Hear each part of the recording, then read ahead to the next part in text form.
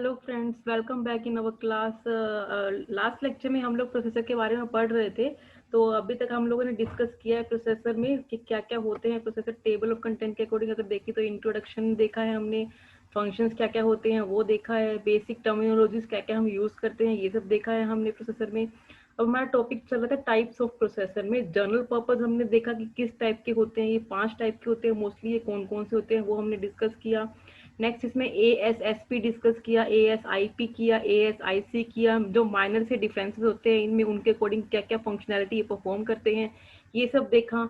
अब हमारा next topic आता है मल्टी प्रोसेसर। तो मल्टी प्रोसेसर क्या होता है आज हम ये देखेंगे। तो मल्टी प्रोसेसर एक्चुअली है क्या? Multi processor is a computer with more than one CPU। यानी कि नाम से हमें समझ में आ रहा है कि multi processor. Multi means many, processor means CPU, यानी कि मैनी प्रोसेसर यानी कि many CPU।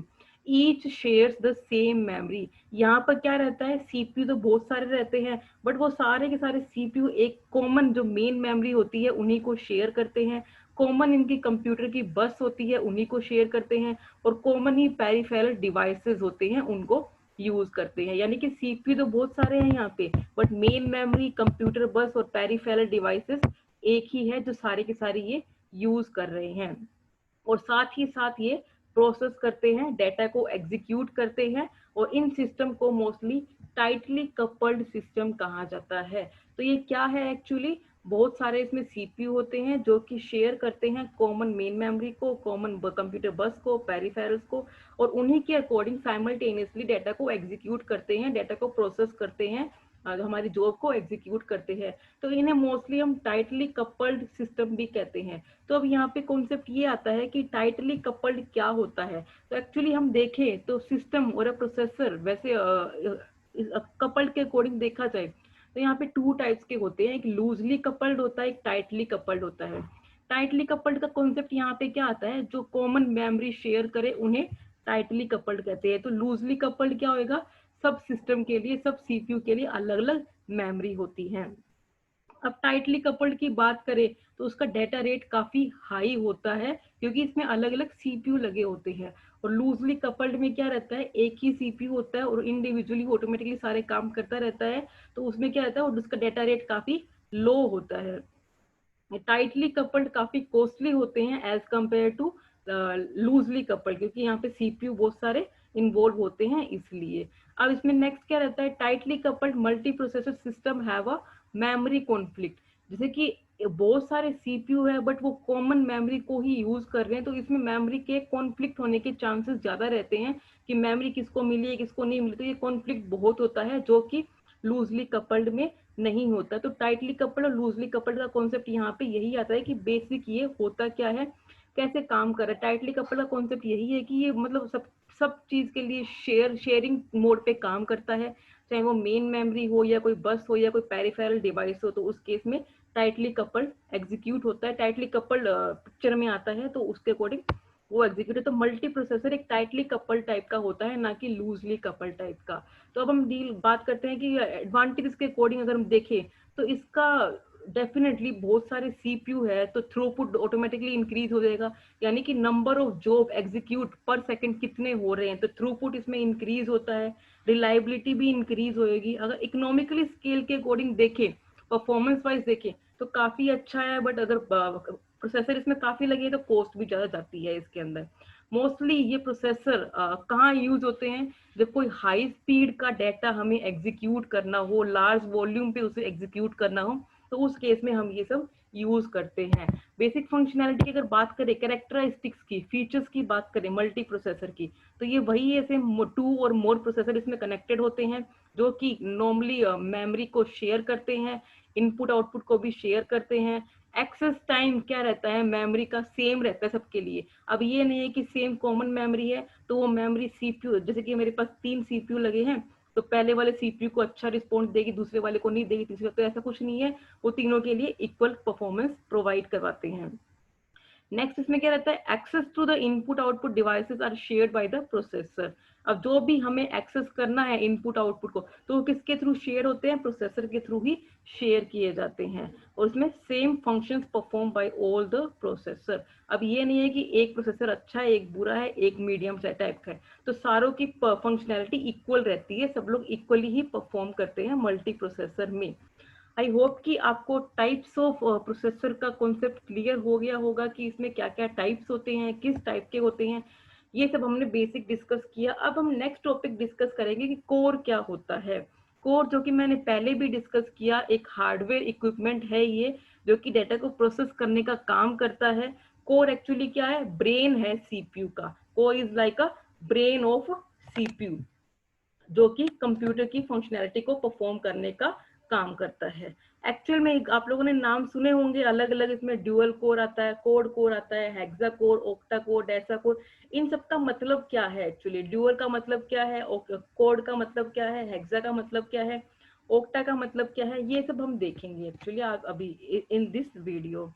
You will have been hearing about or seeing dual core, hexa, octa, desa core processor sometimes from your friends also, sometimes online gadget specification, means you have heard about that, what is a dual, what is core, from the internet, from your friend circle, from your family, from anywhere, from the sources of that processor.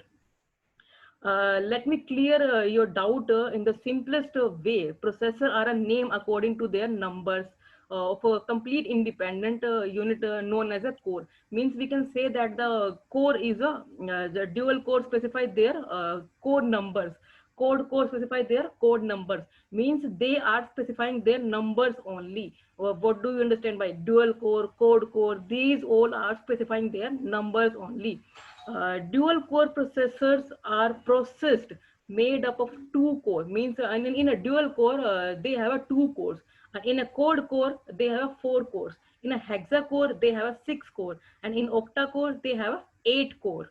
In the last one is a desa core, it has a 10 cores, in the 10 cores as a processor. I hope you have clear that the dual means 2, code means 4, hexa means 6, octa means 8, and a desa means 10. So once the number of cores is increases, the performance and a task handling will be more faster than the other ones. In this, if the cores size is increases, the performance of the system will also increases. जैसे कि मैं आपको एक example के साथ बताती हूँ कि एक ग्रुप तो है जिसमें 4 पर्सन्स है जो कि एक काम को कंप्लीट कर रहे हैं, और दूसरा ग्रुप है बी जिसमें कि टोटल 8 पर्सन्स है। तो डेफिनेटली हमें पता है कि उन दोनों को सेम काम दिया गया है, 4 पर्सन वाले ग्रुप को भी और 8 पर्सन वाले ग्रुप को भी। तो डेफिनेटली हम आइडिया लगा सकते हैं कि 8 पर्सन वाला ग्रुप डेफिनेटली वो काम जल्दी कंप्लीट करेगा एज कम्पेयर टू जो ग्रुप ए है उनके। तो यही सेम कॉन्सेप्ट यहाँ पे आता है कि जितने ज्यादा कोर्स होंगे उतनी ज्यादा परफॉर्मेंस की स्पीड हमारी अच्छी होगी और हमारा काम जल्दी एग्जीक्यूट होएगा। तो यही सेम कॉन्सेप्ट यहाँ पे आता है। तो अब हम डिस्कस करते हैं कि ड्यूअल कोर एक्चुअली होता क्या है। ड्यूअल कोर का मतलब यहाँ पे 2 कोर होते हैं, सीपीयू एग्जीक्यूट करता है एक टाइम पे एक ही एक डेटा को एग्जीक्यूट करता है, एक ही जॉब को एग्जीक्यूट करता है। बट अगर ड्यूअल कोर रहता है तो यहाँ पे वो डबल काम एक साथ कर सकता है। There has been 2 processor joint together, means कि इसमें 2 प्रोसेसर जॉइंट होते हैं और जो कि प्रोडक्ट की प्रोडक्टिविटी को इम्प्रूव करने का काम करते हैं। नेक्स्ट डिस्कस करते हैं कोड कोर। कोड कोर की बात करें, code core is a chip with 4 independent units, we can say that that read and execute information and a task to be done in the central processing unit, that is a CPU. Means it is for it is first means the functionality it has that the read and execute the information first and then process the data by the CPU only. Next, the hexa-core processor says that it has a 6 cores in it, means कि इसकी functionality काफी faster होएगी as compared to dual and code, क्योंकि ये एक time पे 6 functions perform कर सकता है और काफी फास्ट एग्जीक्यूट करेगा। दिस मल्टी कोर, इसको मल्टी कोर भी बोल सकते हैं क्योंकि 2 एंड मोर कोर्स इसमें होते हैं, तो डेफिनेटली ये मल्टी कोर भी होते हैं। This multi core processor was first introduce, जो हेक्सा कोर है ये कब आया, 2010 में आया था। It was launched in Intel core i7 hexa core, यानी कि इंटेल i7 में हेक्सा कोर 2010 में फर्स्ट टाइम आया था। नेक्स्ट हम डिस्कस करते हैं octa core. Octa core means की 8 कोर प्रोसेसर इसके अंदर होते हैं, यानी कि 8 टाइम फास्टर हो गया ये सिंगल प्रोसेसर की, जिसमें अगर हम बात करें कि सिंगल कोर की, तो उसके में ये 8 टाइम फास्टर हो गया उससे। तो ये आप सोच सकते हैं कि कितना फास्टर से हमारी फंक्शनैलिटी को परफॉर्म करेगा और कितना इफेक्टिवली डाटा को एग्जीक्यूट करेगा। तो octa core processor can get through this more faster than the hexa code and dual. इसका एक काफी फेमस जो हम बोल सकते हैं कौन सा वाला है ओक्टा कोर प्रोसेसर में, तो मीडिया टीएस के MT6592, ये काफी फेमस है, जो कि 2013 में आया था और आज भी अभी कंटिन्यू चल रहा है एंड्रॉइड फोन में। तो ये जो आज के टाइम में 2013 में आया था मीडिया टीएस के MT6592, जो कि आज के टाइम में एंड्रॉइड फोन में चल रहा है। और इसकी क्लॉक्ड बिटवीन की जो क्लॉक की रेंज है वो क्या है, 1.7 गीगाहर्ट्ज से लेके 2 गीगाहर्ट्ज की इसकी क्लॉक स्पीड की कैपेसिटी है, जो क्लॉक एग्जीक्यूट करता है नंबर ऑफ टास्क एग्जीक्यूशन पर second of time. Next last topic आता है इसमें डेसा कोर। डेसा कोर का मतलब क्या रहता है, नाम से आपको समझ में आ रहा होगा, ड्यूअल 2 का काम करता है, कोड 4 का काम करता है, हेक्सा 6 का करता है, ओक्टा 8 का करता है और डेसा 10 का काम करता है। Desa core processor latest technology है, जो कि हमने ओनली मोस्टली स्मार्टफोन्स में हम लोगों ने सुना है ड्यूअल का, कोड का, हेक्सा का, बट डेसा अभी लेटेस्ट है, कॉन्टिन्यूइंग प्रोसेस में है और जल्दी ही हमें इनका फुल प्रूफ वर्जन देखने को मिलेगा, जो कि काफी हाई स्पीड प्रोवाइड करवाएगा, परफॉर्मेंस देगा, अच्छी एफिशिएंसी प्रोवाइड करवाएगा। तो ये डेसा यानी कि 10 कोर है, जो कि 10 कोर प्रोसेसर है, जो कि एक टाइम पे 10 टास्क को एक साथ एग्जीक्यूट कर सकते हैं। आई होप कि आपको सारा टॉपिक क्लियर हुआ होगा कि प्रोसेसर होता क्या है, कैसे काम करता है, ये बेसिक टर्मिनोलॉजीज क्या क्या है, इसकी टाइप्स क्या क्या है और इन टाइप्स में क्या क्या फीचर्स है जिनके थ्रू हम लोग देख सकते हैं कि प्रोसेसर क्या, हम लोग समझ सकते हैं कि प्रोसेसर क्या होता है, कैसे एग्जीक्यूट होता है और कौन सा प्रोसेसर बेनिफिशियल है।